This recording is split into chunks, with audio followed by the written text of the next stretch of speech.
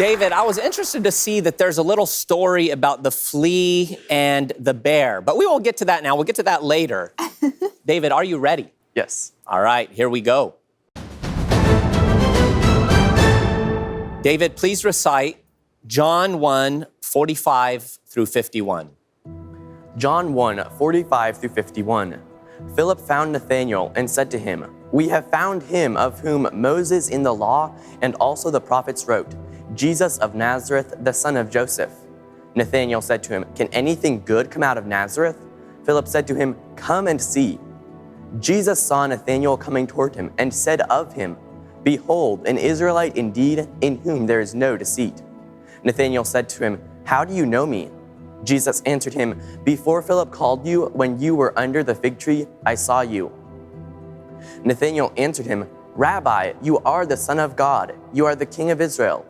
Jesus answered him, "Because I said to you, I saw you under the fig tree, do you believe? You will see greater things than these."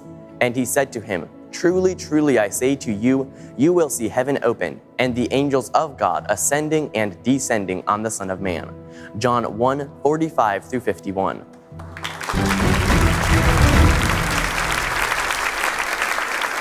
David, what do you think about that verse, or that passage?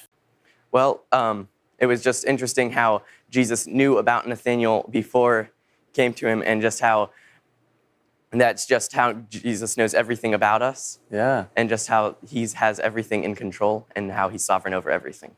Isn't it awesome the way that John writes and says, can anything good come out of Nazareth? He allows us to see that specifically there in that story. Can anything good come out of Nazareth? You know, there's probably people in this audience right now who are in situations and they're asking themselves, can anything good come out of this? Yeah. I mean, you know, I used to be at this level and now I'm down here stacking boxes at a local convenience store. Can anything good come out of this? But once Jesus comes into the mix, holy cow, what you just showed us is that once Jesus comes into the mix, everything changes. I don't want to get too spiritual here, but do you like baseball? Yes, it is. It's a good spiritual question. That's too much, bro. Too much spirituality there. Have you ever gotten hit in the face with a ball? I have. You did? Tell us about it. I was the pitcher, so I ran to home base because the runner was about to get there. The person in outfield threw the ball to me, and I just miscalculated on where it was, and it hit me right here. Oh, man, that had to smart. It just showed God's control because we were actually playing with a softball on that one.